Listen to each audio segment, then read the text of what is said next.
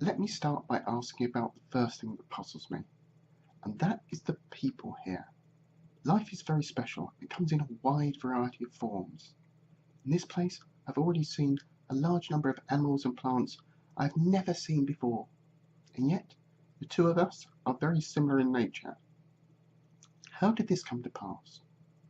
Next is communication. As soon as I arrived, I could talk to you, and you could talk to me.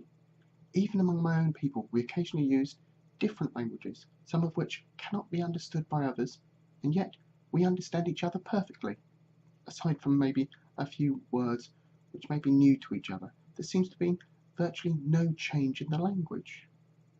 Guy looked into Scout's eyes at this point to see what effect these words were having, but Scout appeared to be waiting for Gurlo to finish before saying anything. Scout did appear to be listening intently to Gurlo's words.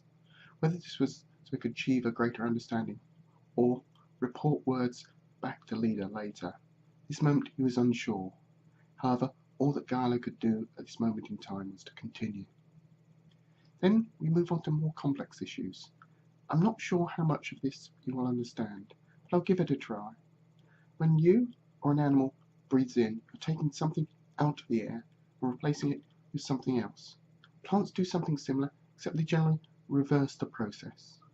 When I arrived, the amount of air that you breathe out was much greater than I expected. Initially, I put this down to the fires which you're using to clear the land, which also produces the same kind of air.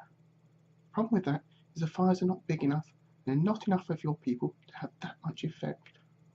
So currently, I do not know why there is more of this air. One of the other curious things is the plants that you're growing in your fields for foods.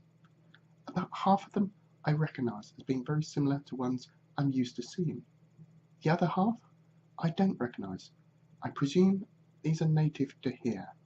These plants I presume you or others have found in the surrounding area and then have cultivated to provide food for your people.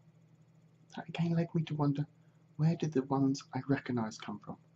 Again, plants like people and animals develop differently in different places. Therefore, I shouldn't recognise any of your plants. Then again, there are the terms you use, forsaken and chosen, which seem to have great significance for you and your people. I wonder how you came to be forsaken, and what exactly happened when you came here. This leads me to probably the greatest mystery of all, and one that I think may cause trouble if I were to solve it. I'm not sure what you mean by this, Scout said, concern weighing heavily on his voice. If you solve a mystery or problem, this can only be a good thing, surely. I, Scout, know some things, always want to know more. If you increase the amount of things which are known, everyone is happy.